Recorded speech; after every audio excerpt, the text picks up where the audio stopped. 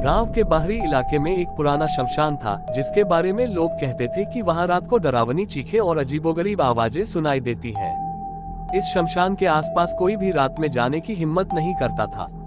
लोगों का मानना था कि वहां एक चुड़ैल का साया है जो वर्षों पहले अपने साथ हुए अन्याय का बदला लेने के लिए भटक रही है। गांव के बुजुर्ग कहते थे कि कई साल पहले एक सुंदर लड़की जिसका नाम राधिका था, इसी गांव में रहती थी। उसकी शादी गांव के सबसे प्रभावशाली व्यक्ति ठाकुर विजय सिंह के बेटे से तय हुई थी। लेकिन शादी की रात राधिका को धोखा दिया गया। ठाकुर और उसके बेटे ने राधिका को जबरन शादी से पहले मार दिया और उसकी लाश को शमशान में जला दिया गया।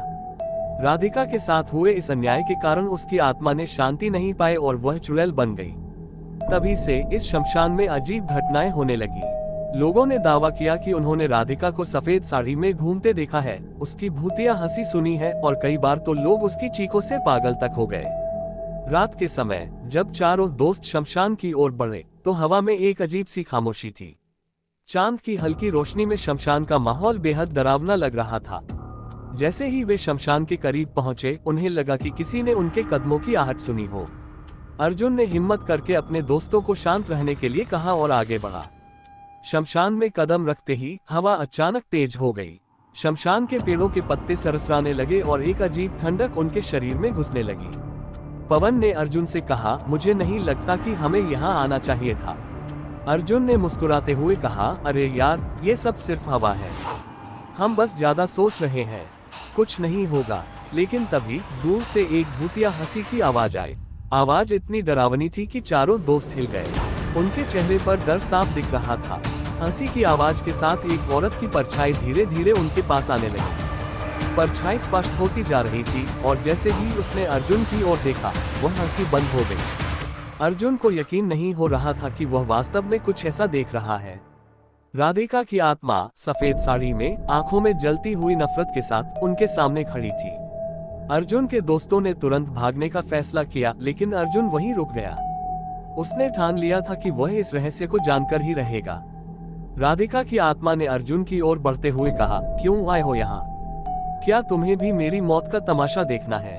अर्जुन के होंठ सूख गए, लेकिन उसने साहस जुटाते हुए कहा, मैं जानना चाहता हूँ कि तुम्हारे साथ क्या हुआ था। लोग तुम्हारी कहानी सुनते हैं, लेकिन कोई तुम्हारी सच्चाई नहीं जानता। चुड़ैल कुछ पल के लिए चुप रही, फिर उसकी आंखों में आंसू आ गए। मैं राधिका हूँ, उसने कहा, मुझे धोखा दिया गया था। मेरे सपनों को कुचलकर मेरी जिंदगी छीन ली गई थी। ठाकुर और उसके बेटे ने मुझे मरवा दिया और मेरी आत्मा तब से यहीं भटक रही है।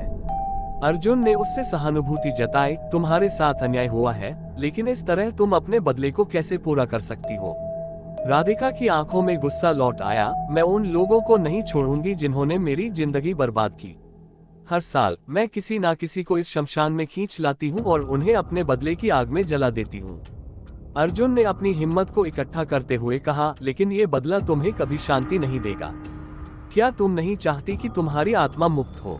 राधिका कुछ पल के लिए चुप रही, फिर उसकी आवाज में दर्द उभर आया, मुक्ति? मुझे मुक्ति कैसे मिलेगी जब मेरा बदला पूरा ही नहीं हुआ?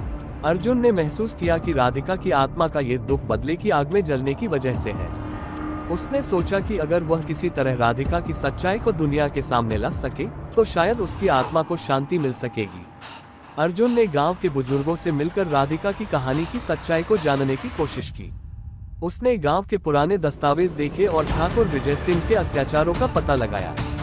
ठाकुर के बेटे की भी उस रात रहस्यमयी मौत हो चुकी थी, लेकिन किसी ने राधिका की कहानी को उजागर नहीं किया था। अर्जुन ने तय किया कि वह इस सच्चाई को उजागर करेगा और राधिका की आत्मा को शांति दिलाएगा। अर्जुन ने गांव के मंदिर में जाकर राधिका के लिए प्रार्थना की और एक पूजा का आयोजन किया।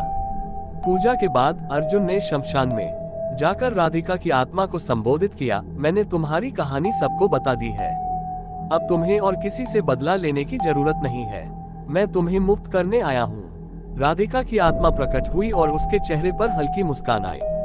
तुम्हारा धन्यवाद अर्जुन, तुमने मुझे वह दिया जो मैं वर्षों से चाहती थी। अब मेरी आत्मा शांति पा सकेगी। राधिका की आत्मा धीरे धीरे गायब हो गई और शमशान में एक अजीब सी शांति छा गई। लेकिन कहानी यहीं खत्म नहीं होती। जैसे ही अर्जुन अपने दोस्तों के साथ शमशान से बाहर निकला, उसने महसूस किया कि उसकी पीठ पर कुछ भारी लग रहा है।